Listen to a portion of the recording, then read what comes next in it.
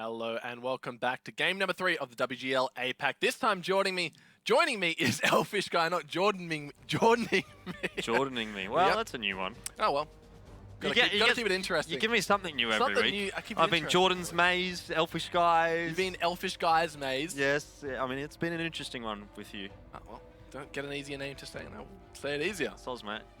Should've just gone with Jordan Maze. Yeah, Elfish Guy, it's just a load Well, of fluff. look- Just a load of fluff. You've seen my ears. Probably everyone else on stream hasn't, because I'm always wearing these things. Which I think you had like a weird breakdown one game when you were just getting them out and you're like, my ears are tinkling, Yeah, guys. And yeah. I was like, all right, am I casting with Blakey or Jordan right now? I can't tell. Yeah, that was a fun That one. was a fun night. That was probably one of those long ones where we didn't get out till 2 a.m. Yeah, probably.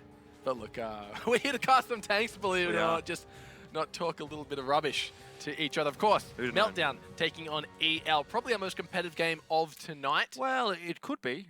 I think it is. It probably should be, depending on how Meltdown turn up today, depending on how They've been EL turn turning up up today. pretty much every day, though. If you look at their last 5 wins, they're all wins. Well, that's The last 5 interesting. games, they're all wins. The last 5 wins have all been wins. Who would have Yeah, thought? I'm really having a little bit of a tough time in this opening segment Yes. right now. Jordan, can you please carry me for this? All one, right. mate? Well, look, Meltdown definitely looking like a strong team at the moment. There As we you go. said, their last 5 games have been wins. Their last 5 wins have been wins.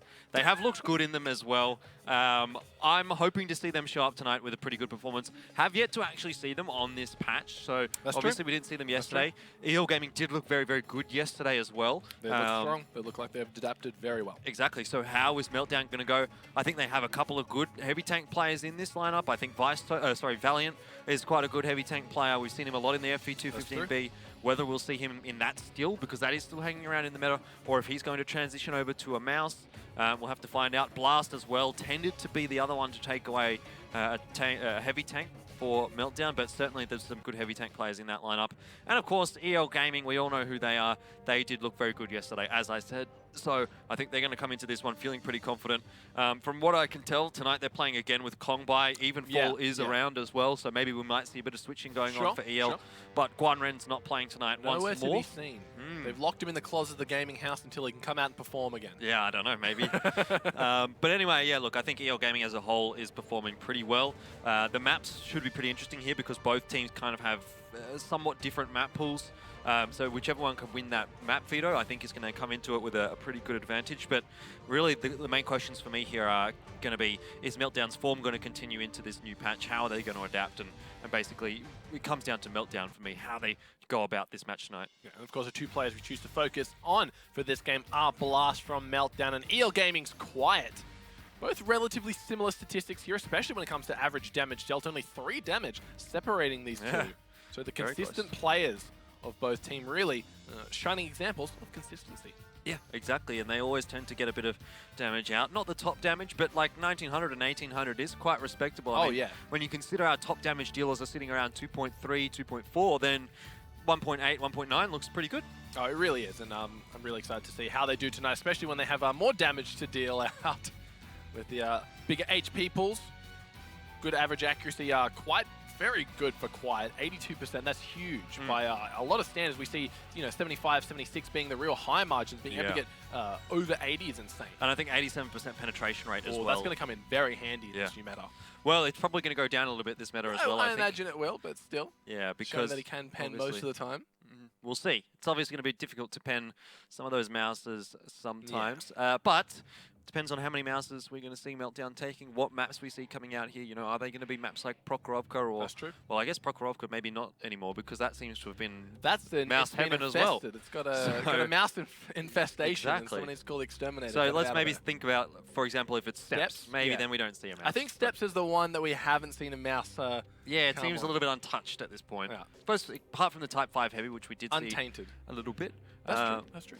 But map pools coming out now. Alrighty, what we got? Cliff and Steps actually going to be taken away here. It's a Steps veto from EL. Yep. No surprises. Cliff taken away. It's a good map for EL. Fair enough from Meltdown. Now, the first pick there actually for Meltdown is a little perplexing to me, to be honest. Sure. They could have gone for Ghost Town. It was open. It's a very good map for them. It's not a great map for EL Gaming, but somehow they've decided to go for Ruinberg, which so far is only 44% win rate for them this season. And as far as I'm concerned, one of EL's better maps. So that's interesting for me to start things off. I'm not a fan of that pick for Meltdown. Mines, of course, can't fault EL for that one. It's an excellent map for them. It's their bread and butter. Teams get rid of cliffs. What do? They just pick mines. And, not a lot teams can do about that. So either you burst them on, you go 0-2 on cliffs, you go 0-2 on mines. You take your pick, right? So no surprises seeing that one. Prokhorovka getting banned away, so we won't see the mouse infestation on that one. EL definitely maybe not liking how that map's been evolving. Himmelsdorf taken off the field for Meltdown. Prokhorovka's not a great map for EL Gaming compared to a lot of their other maps, so I can see why they've gotten rid of that. Honestly, I'm surprised to see Ghost Town so far late. Like, if I'm EL Gaming and I see Meltdown, the way they've been playing on Ghost Town so far this season, it is looking pretty good for Meltdown in terms of the statistics, and it's not looking great for EL here. So I probably would have been getting rid of... Swap Ruinberg and Ghost Town around? Yeah, I probably would have been getting rid of Ghost Town if I was EL here. I would have taken out Ghost Town instead of Prokhorovka. Okay. But in saying that, yes, if I was Meltdown, I would have first picked Ghost Town instead of Ruinberg. But in saying that, you know, like the way that Meltdown does play Ghost Town, sometimes they do leave themselves open a little bit to being capped out. They are very slow to react sometimes to the cap. So maybe that's something that EL Gaming has seen and said, you know, we can probably take advantage of this, and they're going to come into that with some sort of a strategy in mind. In saying that, are we going to get to Ghost Town? I don't know. Well, I think we are. I think Meltdown have been playing very, very well recently. I think their last game against EL showed that they can tango with them. The only factor here for me is the new patch and how well Meltdown play on it. Because like you said, yesterday we had the forfeit coming out of Coalition Zoo, so we didn't get a chance to see how EL have taken to the new tanks. Yeah, well, that's the main question for tonight, I think, for us. Though, having seen those maps, I'm feeling like EL's got a pretty good sort of map draw coming out there, to be honest. That's every map draw for EL. Though. Well, yes and no. Like, yes, obviously, all the maps they're quite comfortable on, but there are maps which they are weaker on, and there are maps which Meltdown is better on. And again, I agree all with you. of these maps seem like EL maps to me. I would have liked to seen Ghost Town a little bit earlier in the draft, as they have been struggling with it more times than not. But, of course, we're going to be seeing Ruinberg to start things off. Like, I kind of question Meltdown a little bit here on Ruinberg. They don't have the greatest of win rates on it. However, I have to say, in the last couple of weeks, they have looked a lot better on Ruinberg than they did originally when they started playing it. When they were, you know, at the start of this season, they were just picking the CDC and using it as a shield pretty much every single game. It looked awful. Well, they've been doing it as a bait and switch now. Exactly, and that's the difference. They have been able to Maybe that's the trick. You sandbag yourself for the first half of the season by going for the shield strat and think, oh, they're going to go for the shield strat every time, and then you mind game the heck out of them. Not going to happen this time around. Well, I mean, the meta has changed, so I don't know if we're going to be seeing the CDC strat all that much when you've got a mouse. Or three on both teams, apparently. But not really too surprised by anything here. T62A is not something that we tend to see. Generally speaking, we would see the Object 140 more than the T62A, just because it's a little bit more versatile, has a bit better gun depression, you know, a little bit faster. What's the reason for bringing it in here against That's the question. I think it has a little better alpha, and I think it has a little better penetration as well than the Object 140. But even saying that, like, I'm surprised to see a T62A here for Meltdown.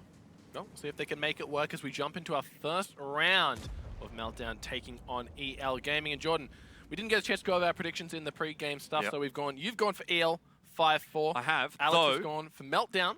EL 5-3. I've gone for Meltdown here with the 5-4. I think obviously the new patch, maybe it's going to throw my prediction off here, but I think they've been playing incredibly well, and I reckon it's about time they get a win under their belt. Yeah, I will put the caveat there. Even though I've said 5-4, that was before we knew the maps here. And honestly, I think with these maps coming out, Ruinberg, in my mind, is a pretty good one for EL Gaming. I think that one's 2-0. Right, well, I think Mines is 2-0. We need to start doing before maps and after maps prediction. Yeah. What are you giving it now that you've seen the maps? I'm thinking 5-2. Maybe 5-2. Best case scenario for Meltdown. Yeah, I don't know. I guess we're going to have to wait to see how well they can angle their mouses, because we've seen players just pick the mouse because it's powerful, not angle them, and just completely get torn to shreds. Yeah, well, it will depend on how this first map goes, I think. I mean, if Meltdown can get off to a good start, maybe get that ball rolling, then they're in with a chance here of taking it through to that tiebreaker. But if EL Gaming come out here in 2-0 Ruinberg, which is a map that in the last couple of weeks they haven't looked excellent on. You know, they have shown some faults. Then that's where Meltdown might start to get some, you know, advantages. But obviously, like I said, if Wargaming 2-0 this one, I think mine's is going to be a 2-0 in my mind. Oh, yeah. And at that point, we're at a 4-0. Like, as far as I'm concerned, there's not really much coming back from that for Meltdown. Yeah, well, looks like Meltdown will be doing the Karen Tiger push with the double mouse going. Usually it's a triple. Going to be moving on up, I think. Where's Pathfinder? He's up in the front. Valiant, though, just kind of holding down the E-line at the moment for his squad. Pathfinder and Pang Pang taking a few shots here and there. Unable to return any fire, though, so already Wargaming looking good, penning these shots onto the mouse. Pang Pang just over-angling his armor there a little bit, I think, allowed Hardliner to get an extra shot into the turret. Unfortunate for him, but really not too big of a deal this early on in the piece. But another one, though. I would like to see Meltdown starting to push forward a little bit here, because essentially what they're doing with this triple mouse, or with Pathfinder and Pang Pang there, Valiant's moving up as well, though. Yeah, like that's what they're waiting for. They need Valiant to get a little bit of pressure in towards that middle alleyway, but at the moment they're just bleeding too much damage. They're really taking a lot of shots here. Exactly. Like, they've got map control now that they can try and work with, but the problem is they're not actually doing anything with it. They're just sitting there and trading damage. Well, not even trading damage, not trading damage. Taking damage. Exactly, and that's the problem right now. Valiant he's been tracked. He's still trying to get in position, and you're right, he has been tracked. He can't get forward. He misses that shot or bounces that shot. And again, we're seeing Pang Pang take more damage. Yeah, this has just really gone wrong for Meltdown here, and yeah, it's looking pretty bad. Yeah, in saying that though, Meltdown have made a push through towards the A line. Vicehone and Ping Pig doing a good job there. Hardliner's gotten pretty low. Now he is in a hull down position, so it's going to be a little bit more difficult to dig out, but not too bad of a push actually there for Meltdown. They do have a bit of a swing of damage back in their favor, but again, it's just Wargaming. They got so much of an advantage early on in that one without Meltdown trading anything back that I think this is a little bit too much for Meltdown to come back from. Oh, one more shot out of Pink Pig could do it, but Hardliner, he's a bouncing castle right now as every shot seems to be going every which way at the moment, and they've wasted so much time and ammo just trying to take out Hardliner, who finally falls to the T-62A, but I think it's too little too late, as it looks like the Mousters have gotten the flank. Yeah, that was actually a pretty low roll from, I think it was Principal that fired into Pathfinder. They're only hitting like 440, which, you know, you might be hoping for a little bit more out of your mouse, but in the end, it's not really going to affect Wargaming all that much. They have got a tank advantage, they've got a massive health advantage, and like I said, I don't think there's any coming back from this for Meltdown. Nope. Looking like it's going to be one and done for EL. Very strong start. Meltdown just bleeding damage, trying to get their triple mouse into position. They tried to go for a little bit of a cheeky bait and switch, get all the focus fire down onto the mouse and go for a play, but they took so long to kill Hardliner. Like you said, he got hulled down and just reflected shots like a mirror. There's not a lot that they could do about it. And yeah, this is interesting. Meltdown deciding to try and get on the cap. I don't think it's going to work out for them. It's not going to work. It was the last-ditch effort. It would have been nice to see maybe some more of those EL tanks further away if Meltdown was going to try and go for this, and they definitely would have had to. Backing up as fast as they can, but Fox is going to find the kill. On to Cry. I cry every time as he goes down. Fox probably with another one-shot coming through on Vicehone as they're out of bullets. There's Kongbai in the back. The WZ's cleaning up the scraps. They probably would have had to have just basically clipped Fox TS out there without him being able to fire a shot if they had any chance of pulling off that Kongbai would have come down in time, I think. I wonder if he would have. He had 17 seconds to work with. Yeah, probably. Yeah, I think he was fine. Anyway. But, yeah, look, Meltdown, they just looked really shaky there, not knowing what they were intending to do with the mouse. They were just kind of haphazardly just pushing them into position and thinking, oh, what are we going to do? We're soaking damage here. Let's get some return fire, and just missing, not penning, or what have you on the side of Wargaming, and it ended up biting them. Exactly, and you know, that was just Wargaming taking favorable trades. There really wasn't much to it. You know, they saw the Mousers in front of them, they penned the Mousers. Meltdown wasn't able to trade any damage back, and of course the lead that they gained, or the lead that EL gained, was far too much for Meltdown to bring back, even though they had that nice push in towards the northern part of the map. You know, Hardliner got pretty low in the 113, I think it was, and they picked him up eventually, but by that stage it was just too little too late.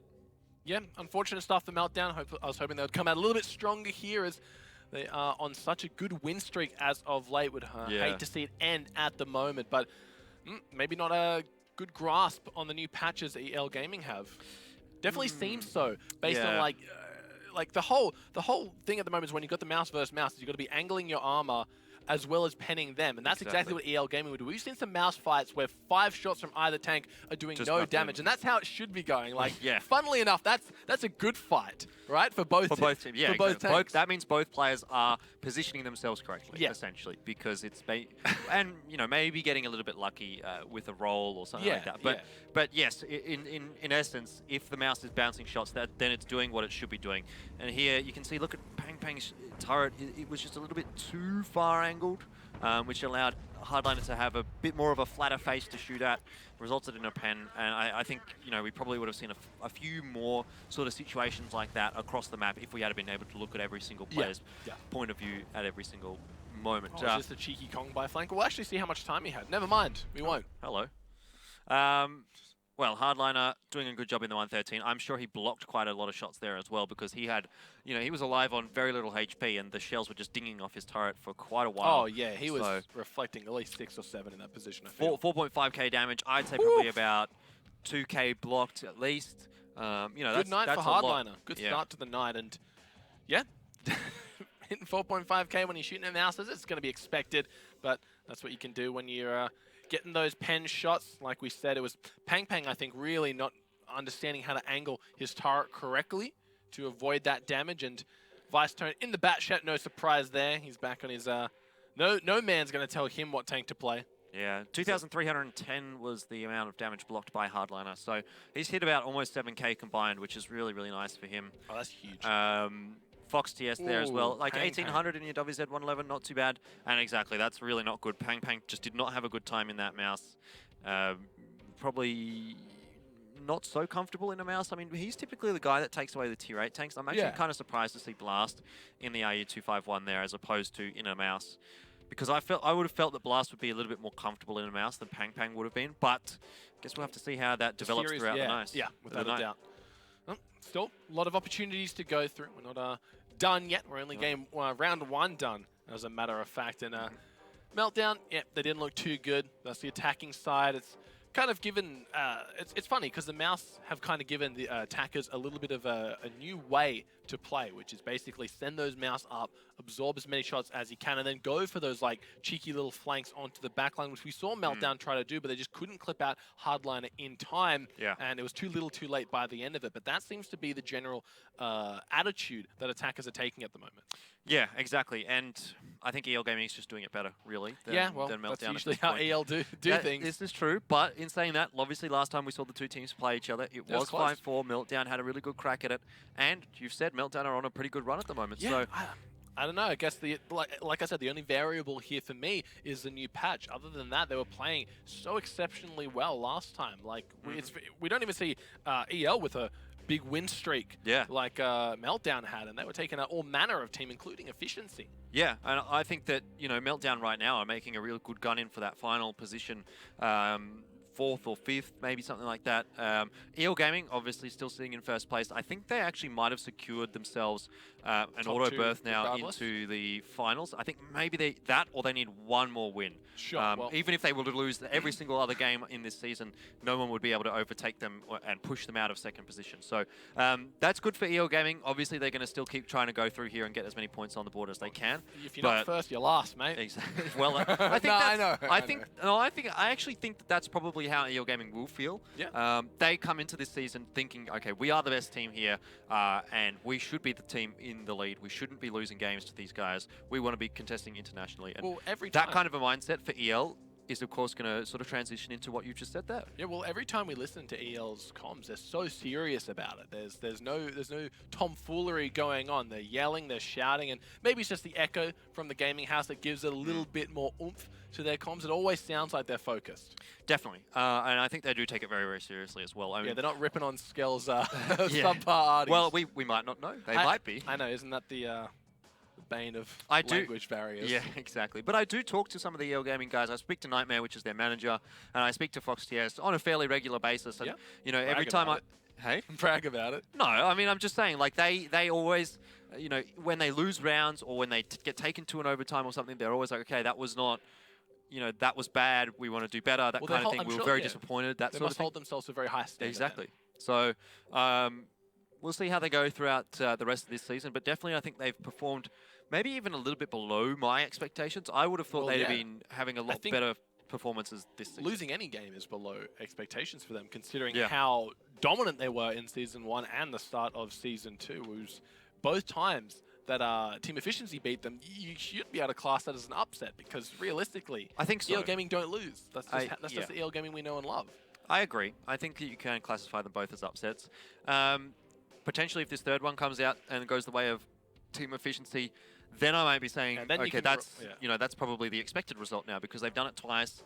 They do look like they have a good matchup against EL Gaming, which is something that most other teams have apparently not got. No. So maybe they're a bit of like some sort of kryptonite for EL Gaming. I guess that's something to find out as we get into the later stages of this season and into the finals as well. But for now, focusing back in on EL and Meltdown, who have partially been a kryptonite for EL. At least they've been able to take them to a tiebreaker once, but haven't bothered them too much apart from that. Meltdown really liking the T62A. Yeah. They're liking that. Don't know if it's liking them, though. No, I don't think it was all that incredible last round, to be honest. I do like the T10s coming out here from EO.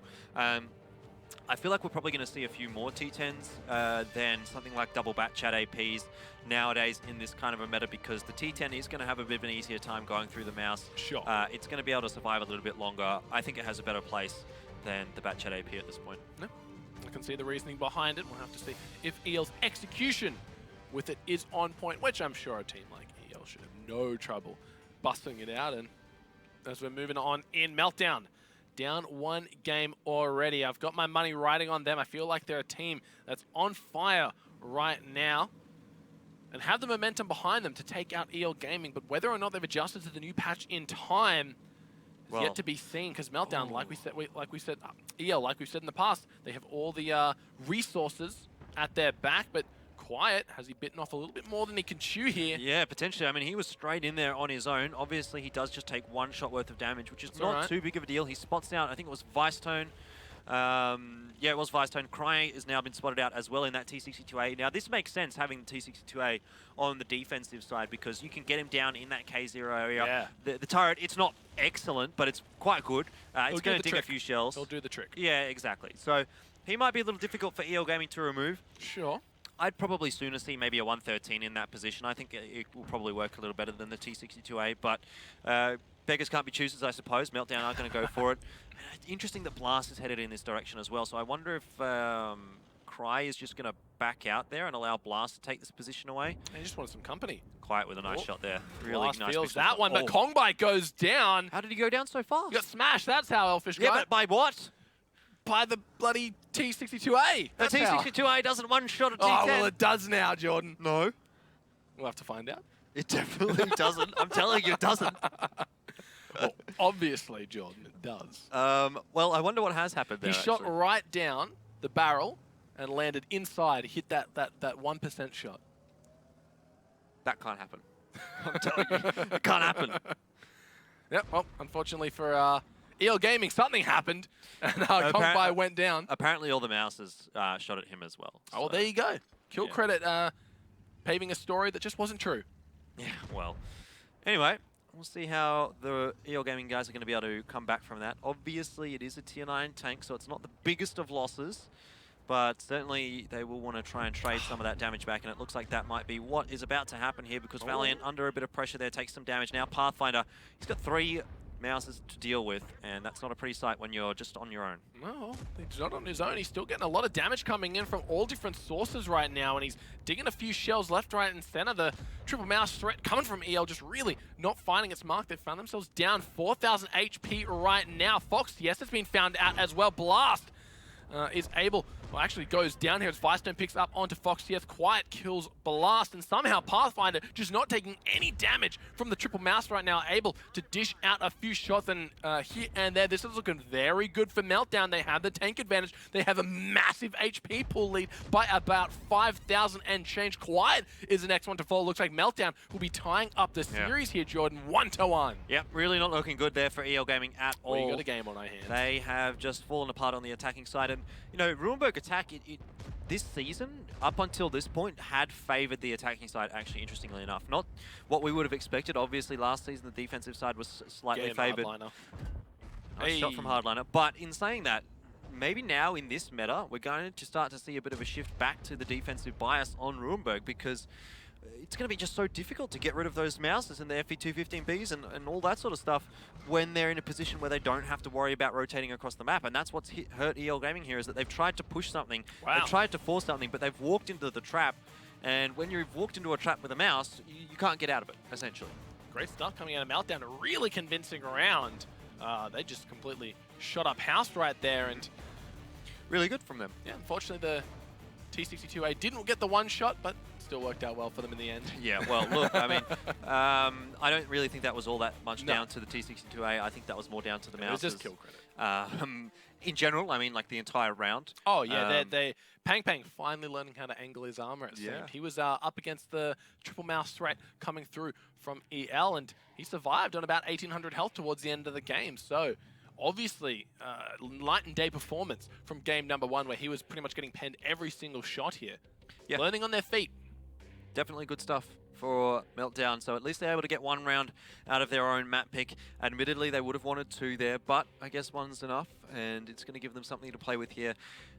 On Mines, though, I think they're going to have a bit of trouble, because that is a very, very good map for Mines EL. is it's a different play style now. Yep. We're really seeing it as being a horse of a different color to what we're used to seeing out of EL and how they play it. A couple TVPs, a couple bat shouts, just going for those fast flanks, really catching their opponent off guard and causing chaos in the backline. I don't know if that's going to work anymore for EL. We saw them play it, I think yesterday was it, and the TVP was just clipping people out still.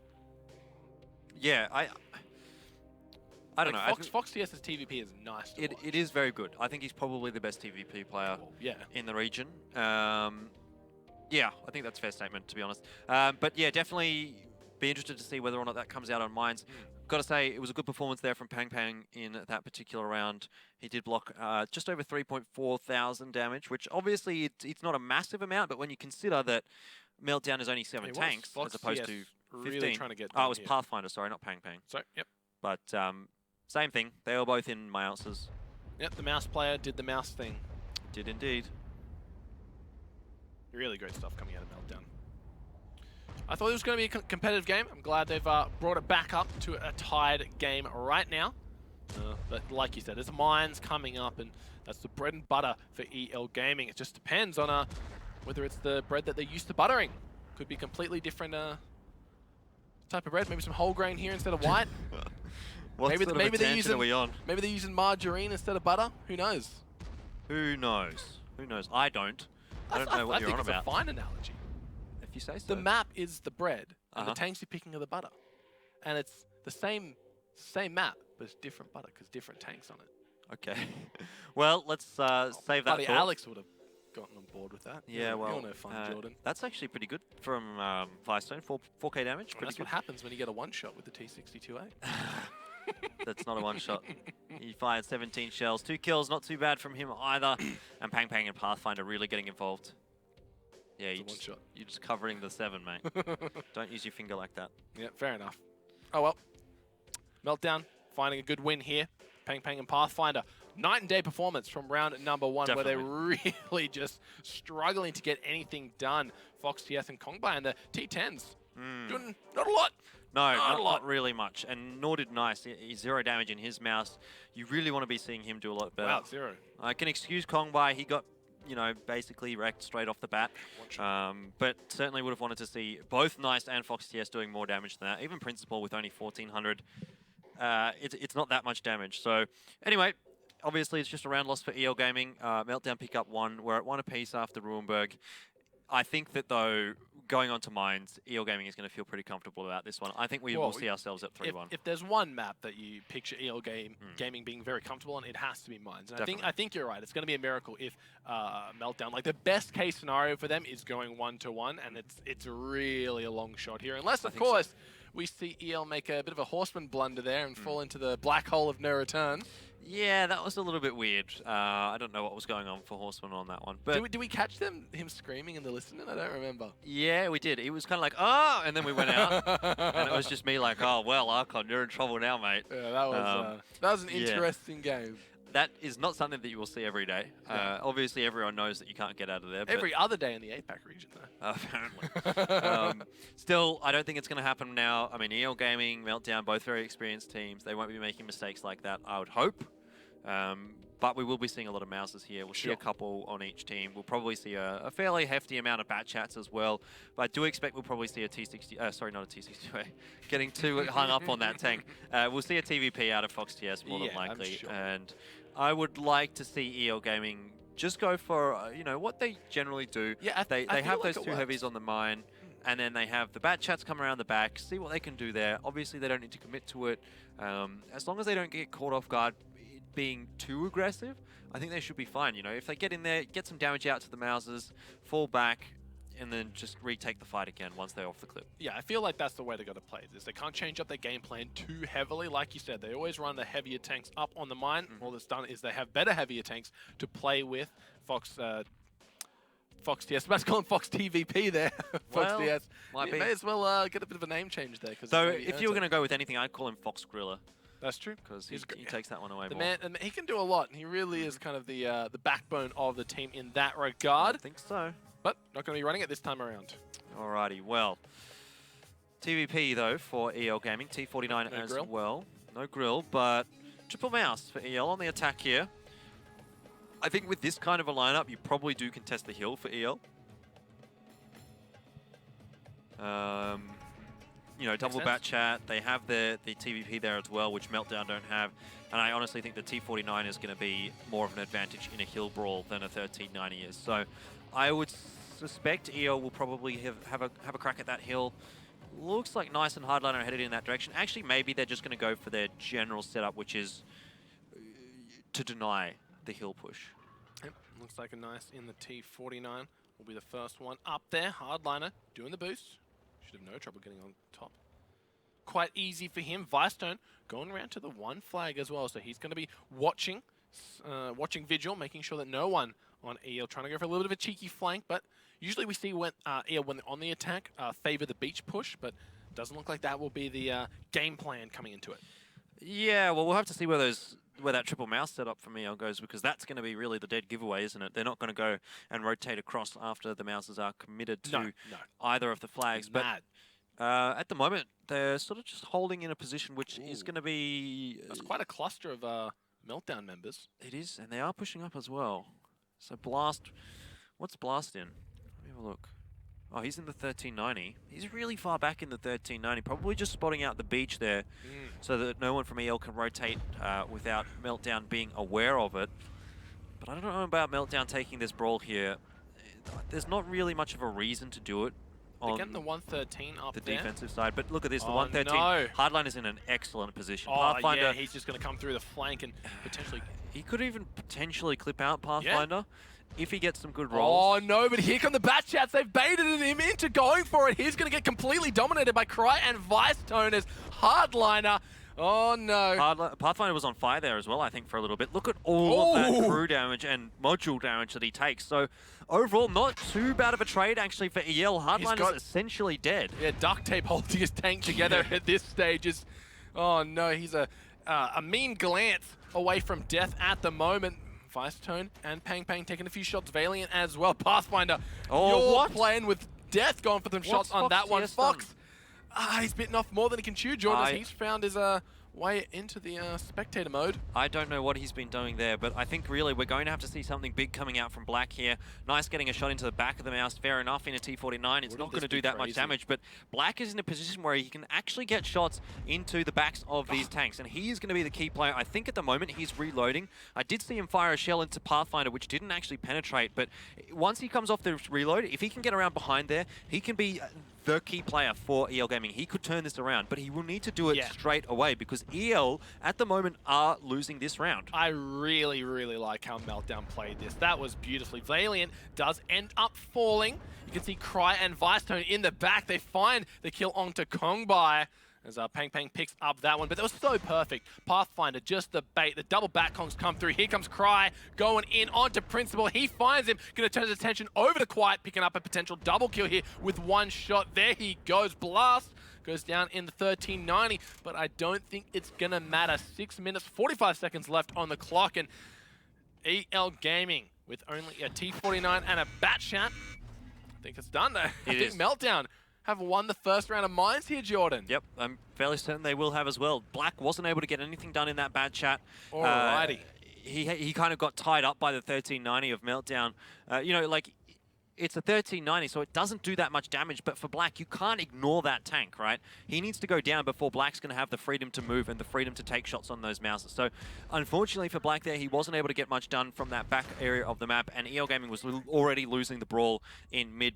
You know, Fox TS went down. I think he probably overcommitted with that TVP, got a little bit greedy for some damage, and allowed Meltdown to pick him up. And obviously we saw it was a really nice play there from Meltdown as well to basically just be aware that Hardliner was on his own and that they could take him down. A little unfortunate for Hardliner that he wasn't able to pick up the kill onto Pathfinder in the 113. He did probably get enough damage out of it though, but the rest of the fight didn't go the way of EL Gaming. No, and, you know, things sort of just started to stack on top of each other, and then eventually EL Gaming, you know, slid down that slippery slope. Well, here we are, 2-1 to Meltdown, taking out the first round on mines, and this was the map that we gave 2-0 to EL. So if they're able to clinch around here, it's not looking good for the rest of the night for EL. It's not, definitely, and they need to get themselves another round here because they go down 2-0 on mines.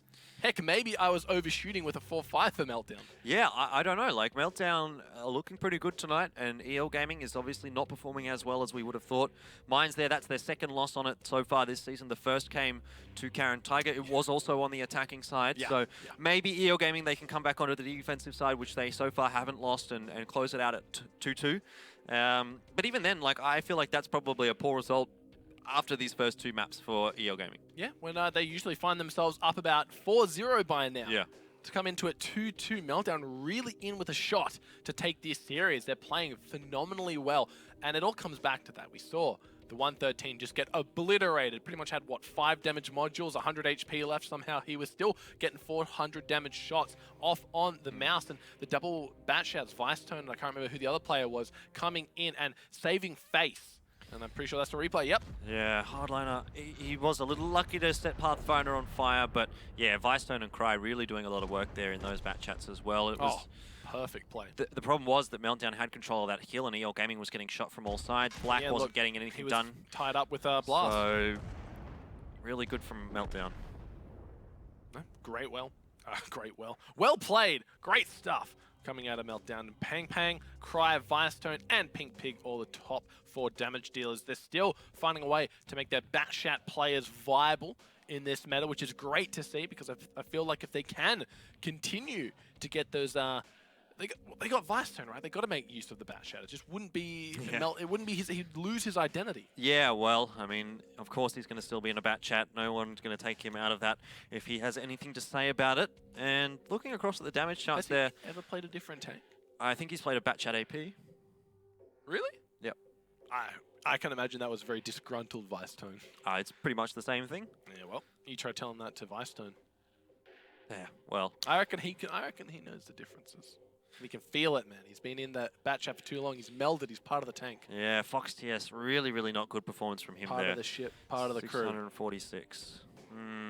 Yeah, I think a lot of that came down to the fact that Fox TS just got picked off really, really easily. He overcommitted and basically just got wrecked. You know, 646, when generally on a map like Mines, we will see him top damage for EL Gaming if he's in that TVP around 3,000, 3,500 damage. So you can see how much how much of a difference that makes, taking him off the field so early. And as well as that, Hardliner going down as the first tank for EL Gaming, that's essentially the 2 top damage dealers for EL Gaming off the field straight off the bat. Yeah, they did a great job of being able, like you said, what was Fox TS doing up there? I don't know. He just gets completely caught out. Someone who can be dishing these huge damage numbers in the TVP. Mines with a TVP, that's Fox TS on steroids. That's what he needs. That's pretty much his playground. And to do 600 damage, lowest in the game, and get taken out in half a second, that's just not going to cut it if they want to beat Meltdown tonight. Yeah, I don't know. I mean, Fox TS, he does need to step up here.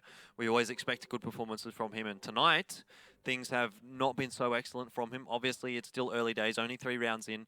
we'll see what happens here on the second half of Mines. Is he going to come out in a Grill 15? Is he going to come out in a Scorpion G? Who knows? Or is he going to take a TVP again? He's got a, that's the thing I do really like about Fox is he always has his options open. That you never he's never really like I have to play this for the team. He's got like you said on Mines, Scorpion, Grill, TVP.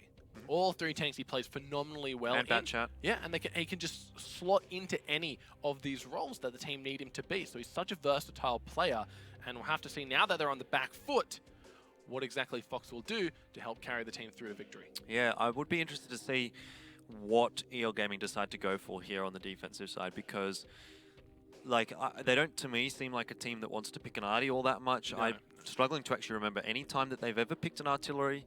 They tend to just go for the normal mediums, heavies, lights. Even TDs are not something that we see from them hugely often. Obviously, the Grill 15, but it has been nerfed, so maybe they're going to stray away from that a little bit. Could potentially see an S-Tank maybe in place? Yeah. I think they have picked the S-Tank a couple of times, but to me, again, it's not like a mainstay really for EL Gaming. Yeah, okay. It feels too much like it's a departure from their normal style. Well, I feel like they're going to have to mix something up soon because they can't just keep running the same old, Well, especially... they've decided to put the mouses in their lineup, which is that's something true. I feel like they're still clinging to the same strategies, though, that may have worked for them last week, but obviously now it was quite a one-sided victory for Meltdown. Let's not get this wrong. Mines with EL, you never see them. If they lose, they've lost once before, and it was like neck and neck.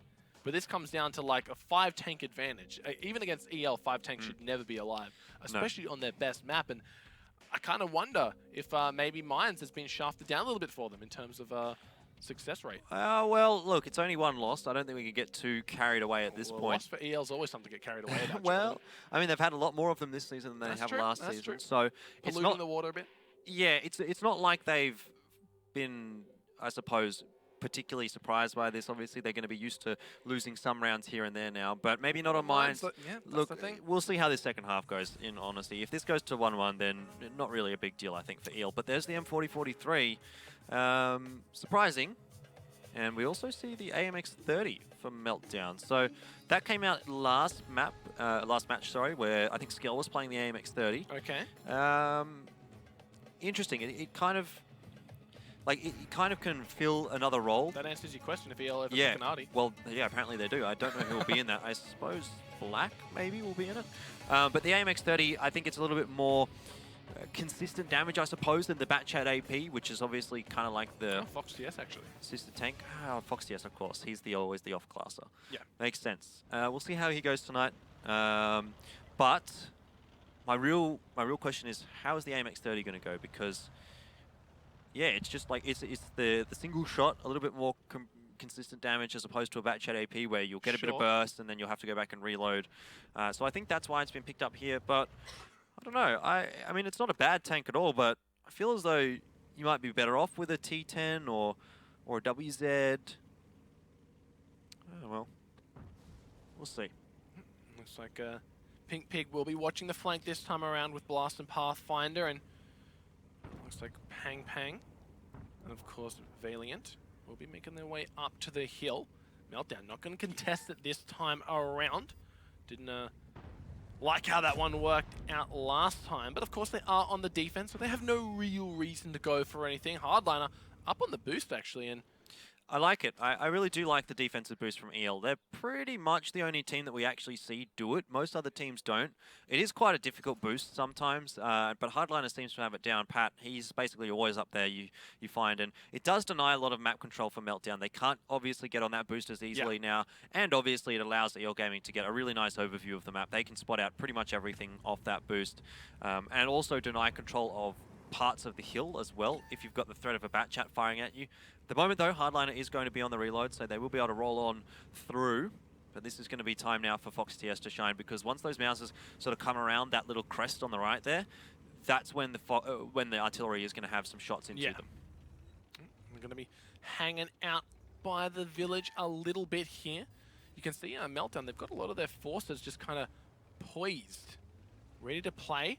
Pink Pig and Cryo will be making their way up, and they've pretty much gone all in on this side of the map, and he's going to get smacked a little bit by the blast from the artillery, but Vicetone ready to play again. Oh, they're going for a little bit of a. I like the descending tank sizes there. That's it's like the little Russian dolls. You pick apart the mouse, you get the MX-30. Take apart the MX-30, you get a Batshot AP. Yep. Babushka. Babushka. Alrighty. Well, mouse of Pink Pig is. Well, he's not going to do much there, really. He's essentially being a shield wall right now. So that's interesting. A very, very weird strategy here from Meltdown. I don't know if it's actually going to work because, well, one, there's an artillery on the map, and he's actually just flashed every single tank there. And also, aside from that, Hardliner's on the boost. So, like, any time that EL needed a reset, they were going to get an easy reset on the one You have to question what Meltdown was thinking. I honestly couldn't tell you. They're like, all right, they have the artillery that can splash all 3 of our tanks that are going to get spotted out immediately by Hardliner on the boost, who we know is there. Yeah. Let's do exactly what could be the worst possible thing. They lose a mouse with literally less than a couple hundred damage dealt back to EL Gaming. They're down 4,000 health at the moment, 3,000 actually, 3.5 to be exact. And Meltdown, I don't know. I don't know how that one... It's like that the meme you see where it's like, I saw that, Will Smith, I saw that going differently in my mind. Yeah, well, they must have, because I don't know what they were thinking, but it was a little bit weird nonetheless. Cry's got 16 health as well. That was like the exact situation that as an artillery for Fox TS, you'd be like, hell yes. Like, there's 3 tanks sitting next to each other, none of them are moving, I have as much time to aim in as I want. That's basically the dream. Yeah, it's one kind of dream that Fox TS is having, seeing all those 3 there. You can see Nice and Principal slowly but surely moving their way up. And really, I don't think there's a way that Meltdown come back in this one. They're just struggling to find their footing on the game. They went for a very bizarre one-cap, I don't even know what to call it, play, I guess. Valiant, the only player for Meltdown up there, and here come Nice and Principal. Pang Pang's got his back. Ooh, that was a big shot. Yeah, it was big 2 shots. Yeah. 2 shots coming out, one from each mouse. The first one hit and the other one came and gave an extra boost straight in. Yeah, must have. That must be how it works. Fox TS not going to get too many shots here. They're all sort of behind cover, a little bit arty safe. But I don't think it's going to matter, really. Like you said, EL Gaming, there should be no way that they lose this one with the setup that they've got, with the health advantage that they've got. Vicestone is going to go for the boost here, but he is spotted. That was one of the cleanest boosts I've ever seen. Yeah, well, Vicestone should know how to do it. Any momentum. But the problem is, he's got an artillery looking at him. He's also got Hardliner to meet at the top. He got spotted, so I'm pretty sure. No, but he was spotted beforehand, so they saw him headed in that direction. Correctamundo. So, there we go. He is spotted out by Hardliner. That's a miss from either of the tanks here, and big fire. Unfortunate roll for Vicestone. Oh, he's not going to get another shot out either. No. Hardliner is on the reload, though, so he's got a little bit of time to work with, but... I don't know. I think Meltdown have botched this from the word go. Problem for Vicestone as well is that he needs to be aware that the artillery could be firing in his direction, and Fox TS does lose a shot, but doesn't connect to Vicestone. Still, it's going to buy Hardliner a little bit of time here, and of course, just keep Vicestone second-guessing himself. Does he really want to be up here? I mean, what else can Meltdown really do at this point? They have such a health disadvantage. Anywhere that they go, they're going to be running into a big stack of EL Gaming tanks, and that's exactly what's just happened there. Pathfinder gets dropped really, really low. Blast dies. Even though they might get a kill here onto this Batchat, it's just not going to be enough. Yeah. Very bizarre strategy coming out of Meltdown here on the second half of Mines after what was a very good play on the first half. So got to really scratch your head and wonder how Meltdown saw that playing out, because realistically, of course, without God Vision, maybe it was a little bit different, but still, come on, guys. You know Hardline's up on the boost. Great shot by the artillery. You know they have an arty setting 3 tanks side by side that are all spotted is just, you're asking to lose. Yep. I don't know what Meltdown was trying to do there, to be honest. Really cannot fathom what the thought process was. Maybe a greater mind than mine can tell me, but in all honesty... Really? Would a greater mind than yours come up with that strat? I would hope not. No, I don't think so, Jordan. I think maybe a fatigued mind. Maybe. I don't know. It's the 3rd game of the night. It's getting a bit late. Yeah, but they haven't played yet. Like, and they live in Korea, so it's not that late there. It's what, like 6 p.m. It's Not too bad. 6 or 7 p.m. I'm not sure what the time difference is. I think it's 3 hours though. But yeah, like it's not late. Not for them anyway. I'm done making excuses then for him as Pang. Wow, just flawless, graceful even. Yeah, well, I don't know if graceful would be the word I would use. Look, come on, nice. You got to stomp on him. Oh, yes! The double! Quiet's going to kill him. Yep, that's game. That was disappointing. I wanted to see the crush? The crush kill. It was almost the crush kill. Yep, unfortunate for us to not see the crush kill. In the end, unfortunate for Meltdown to do one of the most bizarre strategies I've ever seen in WGL APAC. And, and I've seen tanks try to flip each other and flip themselves. They really do kind of like that shield strategy, don't they? I mean, they used it so much on Ruleberg with the CDC, and now they've gone for it there weirdly on mines. I don't know. I'm not gonna harp on about it because we have talked about it, and you know, I think we've made our thoughts clear on it. It wasn't great for Meltdown, but overall, it was great for EL Gaming. Yes, it was great for EL, but overall, like 2-2. I mean, if I was Meltdown and I came into this and someone said, okay, 2-2 after Ruinberg and Mines, I think I probably would have taken that because that's great. Yeah. Those, as far as I'm concerned, are maps that are very, very good for EL Gaming. Like you saw that little pop-up in the middle of the game there where it said that these two teams like to play different maps. Ghost Town and Steps were favorable for Meltdown, Ruinberg, Mines, and Himmelsdorf favorable for EL. And we don't see Ghost Town or Steps, yet we do see Ruinberg and Mines. Still, we find ourselves at a 2-2. I think that's not too bad of a sign, really, for Meltdown. Yeah, Meltdown, they're still in a great position in this series, especially after you said on 2 less than favorable maps coming from it. This realistically should be a 4-0 up for EL Gaming against any other team, maybe. That's what we would be seeing. But right now, Meltdown, they've been able to steal 2 rounds away in this series coming into the next map. I don't know, maybe 1-1 again. That's the trend. It could be. I mean, Muravanka is not an awful map for Meltdown, but we'll talk about that in a bit. Yeah, like again, Babushka strat just not paying off here. They know that Hardliner's on the boost. He's spotted, and they know that there's an artillery. I just don't understand it from Meltdown at all.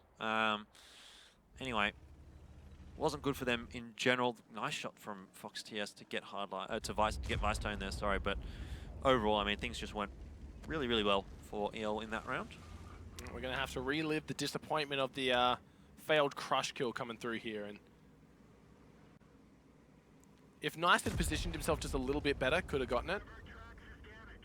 Yep. I can hear the commander saying our tracks are damaged. I think that's the least of your worries, mate. Yeah, there might be a few more things on your mind. Oh, Hardliner, breaking 6K. Yeah. Is that the highest we've seen?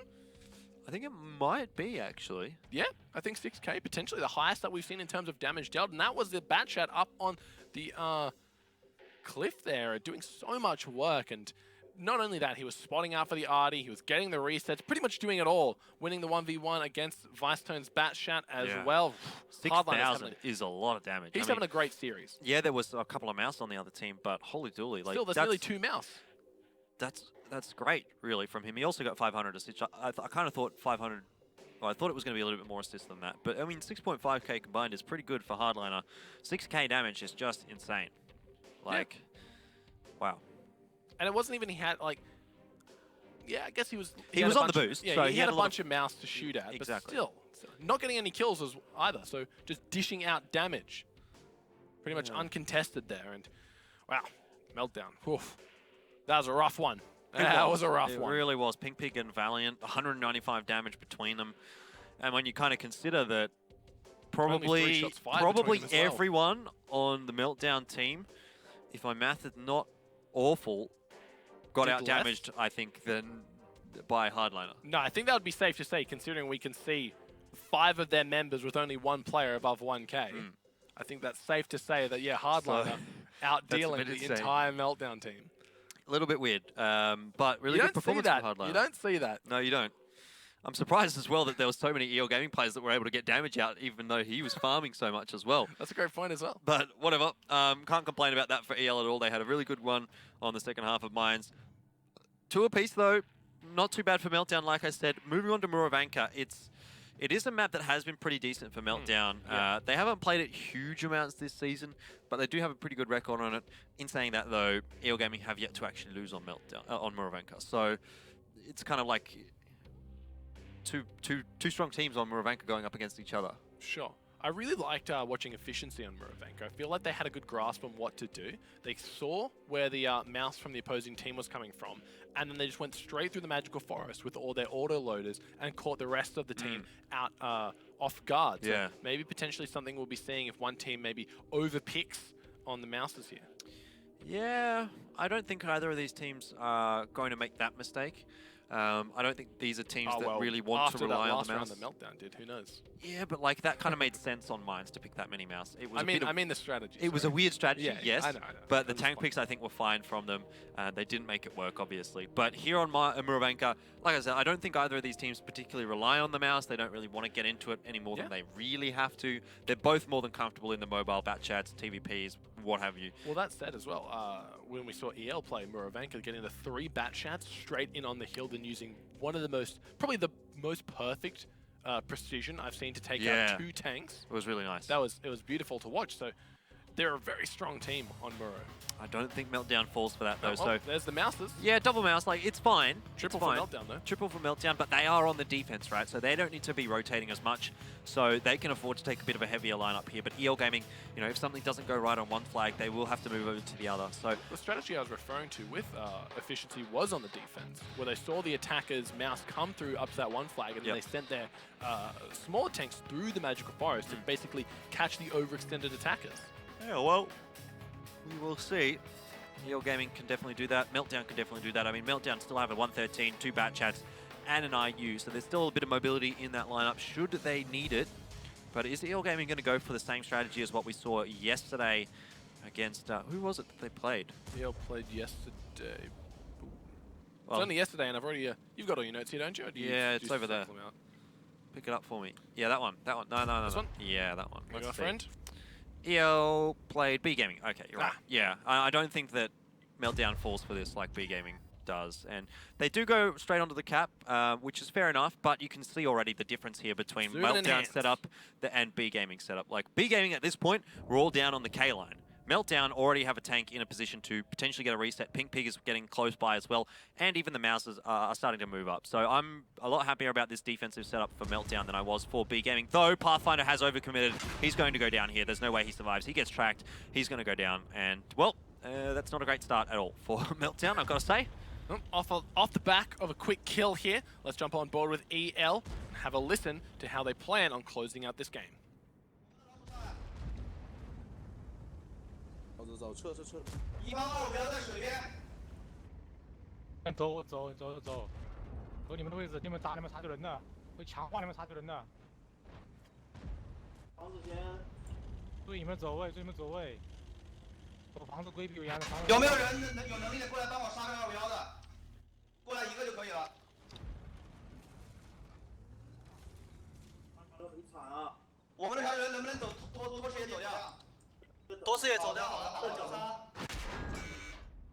就让2个人分房子，你们自己找槽。我需要一台最长的过来，然后需要一台人去这里，我需要一台人在这里。来了，我去了。我们刚在这边。现在强冲拿灯塔的可能要等会儿。那我去 A 吗？我需要一台来我身边。我想在这边。我们血量不好，要好好打。好的。不要死人，那他就要往这边清了。他要强打了。 拿掉点跑龙炮，拿掉点指控视野。我去，我跟小白一起去。这个人也去，3个人去。这个人残废跟我。小白遇到位置可以打，可以射了。我知道。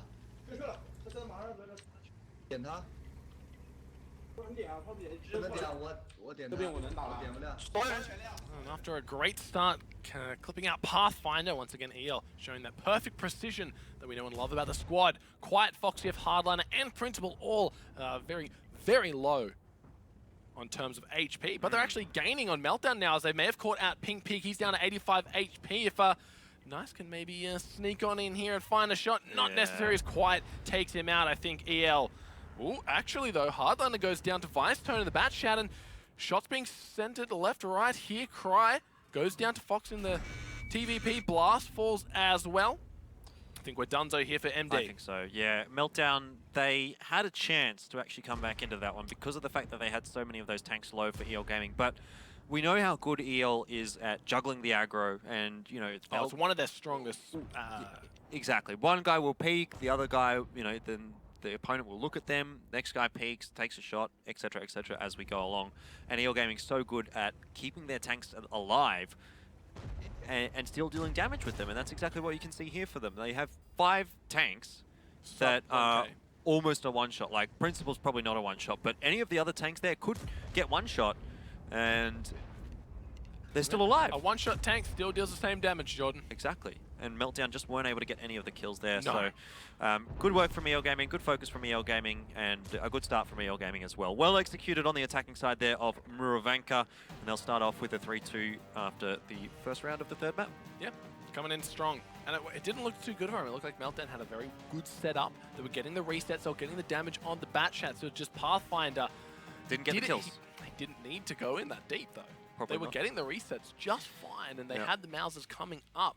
He just didn't respect the focus fire from EL, and if he watched last night's game, he may have. Yeah, we know how trained on a bead those guys are. When they see a tank, they shoot a tank. Yeah, pretty much. And EL Gaming, again, they get away with basically murder because they have so many tanks alive. They're not able to do anything with it. They were able to do things with it. Meltdown was not able to pick up the kills onto those low HP tanks from Meltdown, and that's really the key there, wasn't it? Yeah, they really... When you've got, what, 4 or 5 tanks that were one-shot, that's just sloppy. You need to be doing better. Fire. You need to be taking them down. It's just sloppy focus fire, really. There's no reason that those tanks should be that low and get away. It's not like you can just duck behind a wall at a split second. You got to position your tank, slowly move it, go from there, and just didn't happen very well for Meltdown. Nope, certainly not. And EL Gaming, they looked pretty comfortable there. You know, it was the same strategy, like you said, that we saw yesterday. Meltdown, they seemed like they were better prepared for it than B Gaming were. Yeah. But even with that extra sort of positioning that they had, they still weren't able to pick up the round win. So again, EL Gaming still remaining undefeated here on Muravanka on the attacking side. Good. Defensive side, again, moving over to that. They're still undefeated on that one. So it is looking good a little bit here for EL Gaming, sorry. Oh, wow, you're not wrong. 100% on both here. And yeah, look, it was just really poorly played from Meltdown. I think they had the defensive line set up quite well. They had, I think it was Blast, maybe, just watching completely over the one flag. There was really not a lot they were going to do to get them out of that position. And then here comes Pathfinder, taking the wrong path this time around and just gets clipped out. There's Fox. TS up in the TVP. Actually playing the game tonight. Yeah, a bit of a better performance than what he had on Mines, but it's across the board still pretty good for EL Gaming there. Oh, yeah. 4.8 from Black is quite a big chunk. Pang Pang, Blast, Vice Tone. I mean, Pang Pang's done a pretty decent amount there, but Blast, you know, just touching 2,000. Not that much damage, really, when you consider that there was 2 mouse on the field for EL. Vice Tone 1,800 in his bad chat. It's nothing to write home about, so not looking too good for Meltdown there. RU, meh, can't really complain, but Pathfinder with only 750, that's not good enough. Valiant 1,400, I mean, he's not a damage dealer really for Meltdown most of the time, but I think in this kind of a meta, he probably does need to be stepping up a little bit if he's going to be in the mouse, because he's going to be the ones that is in the brawls. And if we see him playing a tier 9 last meta and he hits 1,400 damage, we're like, okay, fair enough. It's not a huge amount of damage, but he's done his job. But for me to see a mouse there that only does 1,400 damage, that is in the fights for most of the time, I don't think that's enough. And when you draw a comparison with Black, whose mouse is also in the fight the whole time, and he's gotten, what, like plus 4k damage, you really have to wonder, is this the right choice for Valiant? It's the only choice for Valiant. Like, you can't not pick a mouse. Oh, maybe they can pick a mouse for someone else. Then what is he going to play? Tier 8? He's not a tier 8 player, I don't think. With a performance like that, maybe he should be. Maybe. Like, it wasn't awful. But I know, I'm kidding. It wasn't really that good. You know, we need to see more from him. I'm being overcritical. But at the end of the day, they're versing EL. You need to be overcritical in a game like this, where pretty much one mistake can cost you the round. And if they ever want a chance at taking it to these guys, they need to be flawless. Yep. Pretty much, and at the moment, I don't think either team... chucking them onto a tier 8 isn't the right call. No, but I don't think either team tonight has been flawless. Obviously, we've seen both teams making mistakes, so it's not like the world's over, really, here for Meltdown. It's only 3-2. I mean, they can still come back here in the second half and pick up a round win. Those last 2 rounds, they looked very, very shaky. They did. I think EL's probably kicked into a second gear here now, or 5th gear even, probably. Yeah. I think, like EL, they know how to take momentum and really work with it. I think they've caught Meltdown on the back foot, and all they need to do is, once again, force Meltdown into these questionable positions and just use their smarts, use their team fire that they're they probably have the best in the league with, to just out damage their opponent, keep their tanks alive,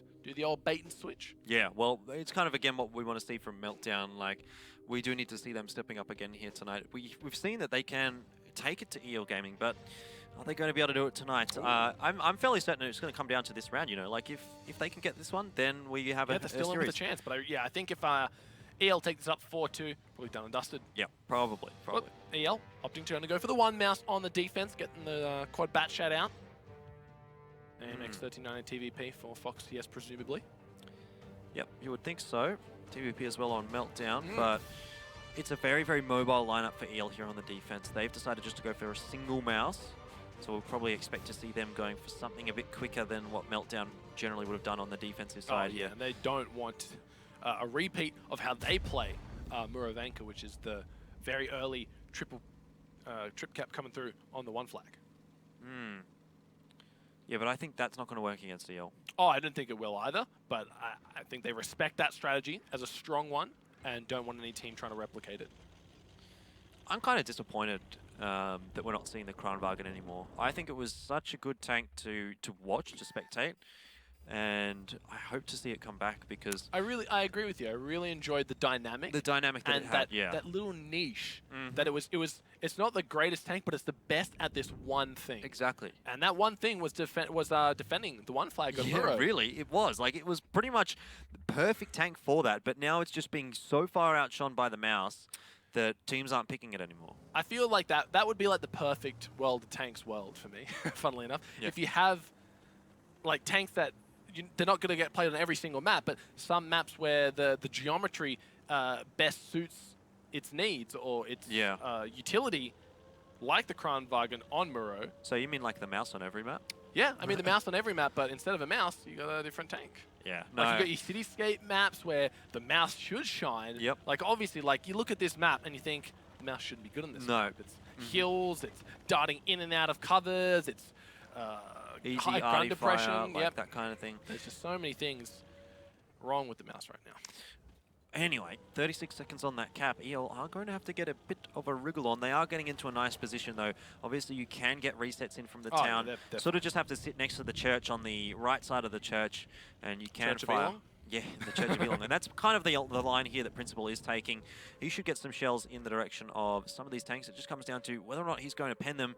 Looks like one of those shots has damage to the track, which will result in a reset, but no one else getting too many resets. Obviously, the IS-4 is not taking much damage. Found out as well. Ah, there we go. He's going to go down any second now. Can they clip him out just in time? Pink Pig may be able to get himself to safety, but 35 seconds still left on the cap. Though, So like, still have 3. It wasn't a trade. It wasn't, exactly. It was just a barrage of fire from EL, and Meltdown had no way to rebuttal. And this is where Meltdown needs to take advantage of it. They know that there's going to be some EL Gaming tanks on the reload. Quiet, though, not one of them. He can actually stand and fight here, but obviously doesn't want to do that up against so many of those bat chats. But the longer that Meltdown delay, return fire, the better it is going to be for EL Gaming. I love watching Meltdown when they play well. Need I a reset. really do. 10 seconds. Yeah. Who's going to be able to do it? Principal, he's still not Pink off Pig, the if he can reload. block Valiant, that could be huge. 5 seconds left on the clock. Okay. They are going to get 1 second left on his. Pink Pig goes down 4 left to go with. There's the reset. 15 seconds, 30 seconds, and I think Meltdown, days are numbered. They are able to get the TVP off the field, but at what cost? Cry goes down in the IU-251, and there's just a bunch of clunky tanks stuck on the hill. Meltdown, they've lost 3. EL, they've only lost 1, and it should just be cleaning house here for EL Gaming as they're going to go up 4-2. And a fairly easy 4-2 now, actually, after those 2 rounds of Murovanka, because Meltdown hasn't looked like they've been in it at all, really, on this map. Well, yeah, they really just didn't show up at all. Not at all. That's about as big a smile as Valiant's having right now, I'm sure. Yeah, I think so. I don't think he's going to be too excited. Come on. Dude, come on. Like, that's what, dudes. Come on. We need a win. Every time he shoots a mouse, nothing happens. Dude. Yeah. Come on. But look, EL, they obviously know how to shoot the mouse and make something happen. You saw the damage that came out of Pang Pang just on the first barrage of shots. And I would have really liked if Meltdown hadn't put all their mouse on the hill, but expected the line on the right of the church, like you said, and had a mouse just completely blocking that angle in the trench there. Yeah, I don't know. Like, Obviously, you can't plan for every avenue of attack. You can't, but that is something that they should have planned for. You're right, because if you're going to try and commit tanks to the one flag, you need to be gaining control of the town as well, because that's basically the reset position for a team of Batchats. When I saw the silhouette of Pang Pang in the mouse, I was thinking, okay, that's not the one in the hill, because I wasn't looking at the minimap at the time. I was focusing on the fight. I think he's a little bit further out, and he's just going to be blocking that potential line, so his hill cappers can get that time undisturbed. But unfortunately, that wasn't the case. It was actually Pang Pang in the hill, and he got reset. I think he got taken down to like 800 after the first barrage. He got absolutely wrecked. It was a really, really good, not only did EO get the reset, but they just basically took 2 tanks out of the game. Like, they were still there, but they were so low that EO Gaming was like, okay, we've got an easy pick here if we need it. And obviously the advantage that EO Gaming got, it continued to snowball, and Meltdown didn't even do anything when those Batchats were on the reload to try and bring it back in their favor. They just sort of allowed EO Gaming to reload for free, and then obviously that's not going to be a great fight, because EO will just continue to take the fights and win them as well. Yep, EO looking very strong after a little bit of a shaky start to the series. They come back swinging and swinging hard. Don't know how much time Meltdown have left in this series, especially if they keep playing like that. That's the 3rd round in a row that they just didn't show up to, and was pretty much done and dusted, especially after what looked like a great start for them. It was a really good start. The first 3 rounds were super competitive. Definitely, but they've kind of dropped off a cliff now. These last 3 rounds that EO Gaming has won have looked really, really easy, and Meltdown hasn't shown up. Obviously, we're moving on to another map now, which is Ghost Town. It's a good map for Meltdown. It's not a great map for EO Gaming, so there could be something in this one here for Meltdown. Like I said, I would have probably preferred to see Ghost Town a little bit higher up in the map pool. That would have given Meltdown a better start, but, you know, in saying that, it's not a bad map to finish out on if you can get there, and Meltdown has managed to get there. They don't have anything to play with, but if they can 2-0 Ghost Town, you know, we're there in the tiebreaker once again. Yeah, tiebreaker will be Himmels. And that's going to be a tough one for Meltdown as well if they make it that far. That is. It's probably Meltdown's worst map, I think, and one of EO Gaming's best maps. So I wouldn't be too confident about Meltdown if we do get to Himmels, but they do have a bit of work to do to get to that position. And really, EO Gaming is going to be quite pleased with how things are proceeding at the moment. Pang Pang, the only one on the damage dealt on the top half of it anyway for Meltdown. The other 6 going to be taken up by EL Gaming members. Kong Bai doing work in the mouse. He's really been a strong addition to the team, especially in the new meta. He's making that mouse really work for him. Black again in the Batchat. Again, I'm really loving how EL are still utilizing their Batchats. Yeah, I think, you know, aside from probably team efficiency, EL are the other best team in the region at the Batchat usage. They probably are the best team in the region with the Batchats, I would say so. But definitely those two kind of seem to be head and shoulders above the rest. And I think that's part of the reason why they are obviously doing so well this season as well. Is because the Batchat is still so strong and was even stronger last patch. You know, that's obviously going to help the teams that are good at the Batchat. But Meltdown, in theory, should be another one of those teams that's pretty good with the Batchat. Unfortunately, it's not looking so kind for them tonight. Pathfinder with 136. Vicetone, you know, struggling on Muro. Yep, and we called Vicetone Mr. Batchat last season. Honestly, I don't really think that he's living up to that name this season. I think it might be time to shelve that because Batchat Junior now. He's doing okay. Like, he's not doing awfully, but he's not really being hugely impressive to earn the title of Mr. Batchat. Mr. Batchat's my father. You can call me Batchat Junior. Yeah, well, who would we call Mr. Batchat this season? I don't know. Maybe Hardliner. Maybe. But they don't seem like the kind of guys that... They're not exclusively Batchat players, and I don't know any... Like, Sappy's the only other one that's pretty much always in the Batchat. But even then, I think he's sometimes a little inconsistent. We saw him playing quite well in the mouse on Himmels as well. Well, exactly, yeah. Now he's had to adapt. Yep, and Vicetone so far hasn't adapted. Anyway, look, it's kind of a tangent, but really, we do need to see some better stuff coming out from Meltdown. And Ghost Town's the map to do it. EL, they've looked very poor on it lately. They didn't ban it away this time, so obviously maybe they've had a little bit of improvement in their scrims or in their stratting or what have you. So coming into Ghost Town, Meltdown, they're up against the wall, 1 round away from losing. The best they can hope for now is a tiebreaker finish. Yeah, and admittedly going into Ghost Town, it's probably a good sign for Meltdown, but can they 2-0 it? Oh, that is such an ask. I'm not feeling confident. Yeah. No. I don't know. You don't think so? It's not that I don't think so. It's just Yeah, I don't think so. I was waiting for it, to be honest. I think it is going to be a bit of a struggle here for Meltdown, especially considering EL is looking very, very strong here in the current meta. And I think that's kind of going to change the meta of Ghost Town as well. You know, like last patch, we saw the UDES pretty much every game. We saw a bit of usage up, or a bit of pushes from the attacking team to the 1 flag. We saw sometimes towards the 2 flag. Now that we're just going to be seeing Mouses across the board, it's going to always be a 2 flag push. We won't see the UDES picked as much as it has been in the last patch because of the fact that it's not as good as at covering off the 2 flag as it is at the 1 flag. So maybe that's going to work out for EL because they weren't so comfortable in that Ghost Town meta. Sure. Potentially this change to the meta is going to help them be a little bit stronger on Ghost Town, but we'll have to find out. They have taken a T57 heavy. Don't mind that. Actually, interesting that it's on the attack as opposed to the defense. Okay. You know, you could generally expect to see maybe an AMX-50B on the attack because it is a little bit more mobile and it can get around the map a little bit easier. But if you see maybe the T57 in like the Death Alley where it doesn't need to rotate all that much, send the triple mouse onto the 2 flag. The T57 obviously has a little bit of extra DPM as opposed to a 50B, so I don't mind it actually from EL Gaming. I think it's a good pick in this meta. 50B, T57 heavy, I think they can both work. But I like it really from EL Gaming here. And the 2 WZ111s, can't complain about that either. I think Cry in his IU251 this game is probably not going to have an easy one. Obviously, it's a tier 8 tank going up against tier 10 heavies. You're going to struggle to pen them. Yeah, I really don't think his job is to do anything of the sort, but of course he's going to be watching out for the flank, making sure EL don't try anything cheeky. The rest of our Meltdown will be knuckling down in the mid. Pathfinder's quite far off to the side as well. He's going to be getting rid of some of the debris lying around on the map. As you can see, Meltdown, EL rather, going for the 1 flag very quickly. 3 tanks on it. I think it's more or less just a bit of a bait to pull EL out of the cityscape.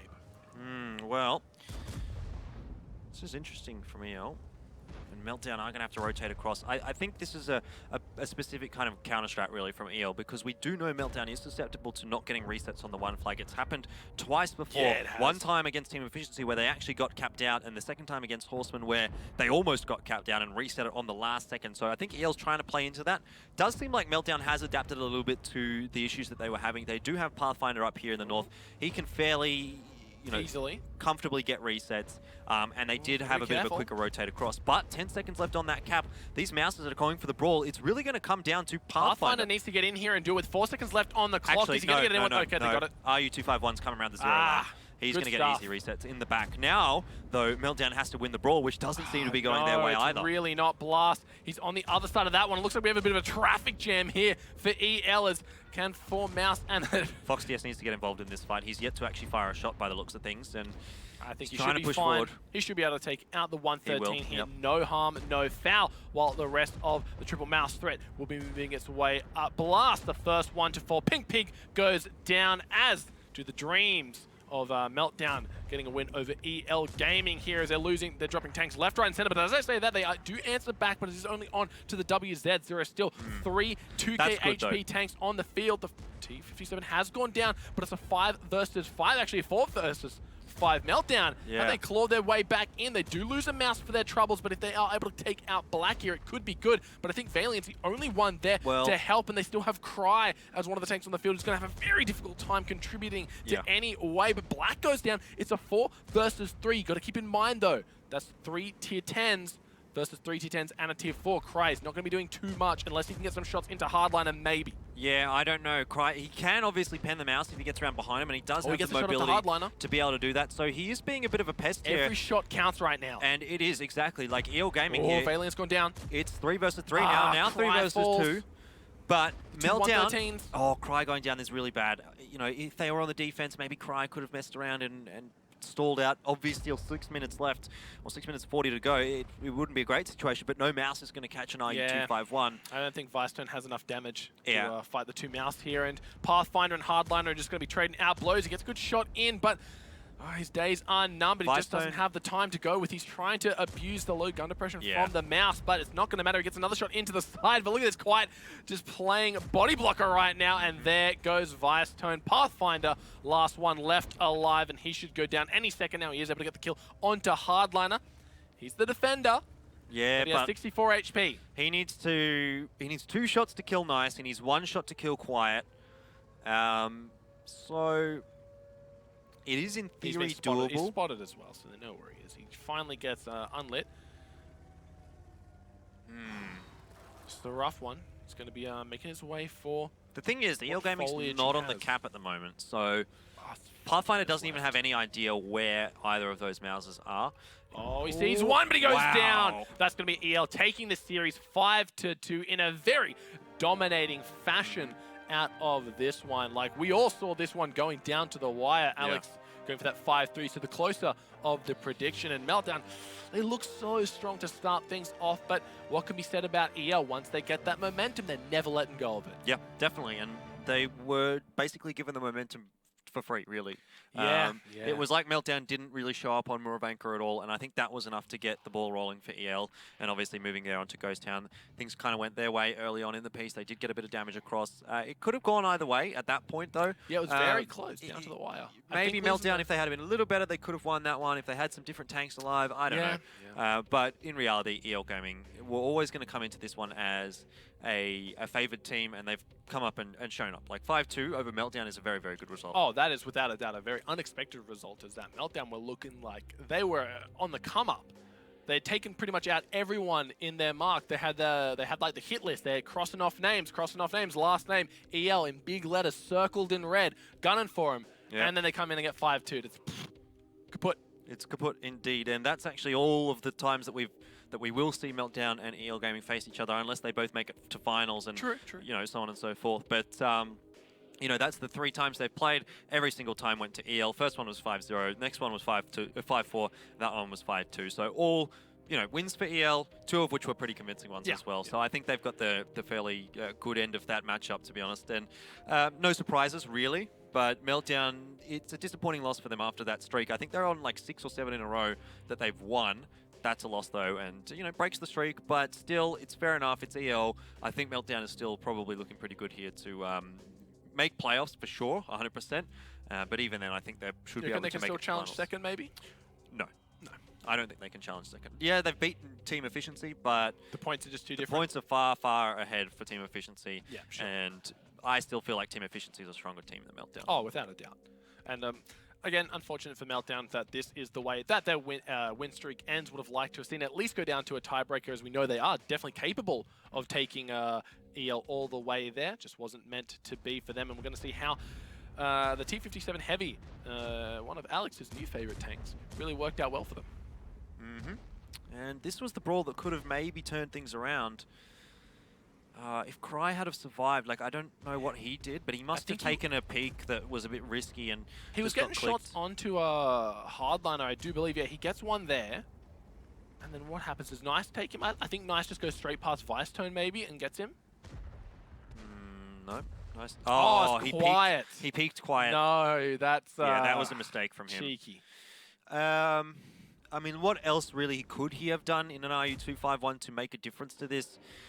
It's hard to say, but having an RU-251, it actually has a fairly decent amount of DPM actually for a tier 8 tank, and it doesn't have awful penetration. So if he had have got behind a mouse, he would have caused real problems, but unfortunately wasn't able to use that maneuverability to the greatest extent of extents. He was kind of just stuck in the town there, which is unfortunate for Meltdown. In the end, though, have a look at all of those damage stats. I mean, what, that's 4 players above 4,000? It's a lot of damage. Nice with 3.6. A lot of damage on the field. So, really, that's the mouse meta for you. It's a fun one to be a part of, especially for people who love these high damage numbers. And I'm sure our top damage dealer is going to get a massive inflation here. Maybe JT's going to have to watch out after having a little bit of a shaky series before. Who's to Champagne? Who knows? He could be in 3rd by the end of this week. I think he's probably going to drop a little more than that. Like, he didn't do anything, really, and he didn't even play yesterday. So, yeah, obviously that's not going to change his average damage because he didn't play. But the fact that he's not going to be able to increase it in this new meta is going to be a net negative for him, as everyone else is going to be able to boost themselves up just a little bit. Well, Fox only able to do 825, but I think that was he got the kill, right? He did his job. Got the kill. He did get focused down. Would like to have seen him do a little bit more there in the T57 Heavy. That's kind of his job, is to be the DPM machine for EL, and I think that's why they struggled to close it out as well as they could have.